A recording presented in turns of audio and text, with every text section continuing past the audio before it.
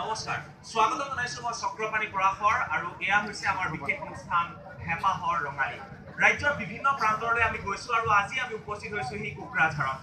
এইখিনিতে কওঁ যে বহাগ বুলি ক'লে অসমীয়া জাতি অসমীয়াৰ এটা স্বাভিমান বুলি ক'ব লাগিব আৰু অসমীয়া জাতিৰ এই স্বাভিমান চাৰি অসমৰ বিভিন্ন প্ৰান্তৰলৈ আমি গৈছো আৰু কোকৰাঝাৰত এক বিশেষ দৃশ্য ইয়াত দেখা পাইছো আমি বিভিন্ন জাতি জনগোষ্ঠী একাকাৰ হ'ব আজি আৰু প্ৰথমে মই স্বাগতম জনাইছো সকলোকে এবাৰ দেখুৱাই লৈছো এবাৰ ডাঙৰকে এবাৰ ফূৰ্তি কৰিলে ভাল লাগিব এটা ডাঙৰ চিঞৰে আৰম্ভ কৰো নেকি প্ৰগ্ৰামটো ডাঙৰ বহাগ বুলি ক'লে ধন্যবাদ বহাগ বুলি ক'লে আচলতে বৈশাগুলৈ মনত পৰে আৰু বড়োসকলৰ বৈশাগু নৃত্য ইতিমধ্যে বৈশাগু নৃত্য আৰম্ভ হৈছে আৰু তেওঁলোক সাজু হৈছে গতিকে অলপ নকৰো সোমাই আহক ভিতৰলৈ আৰু আমি সিহঁতৰ কিছু মজা লওঁ আহক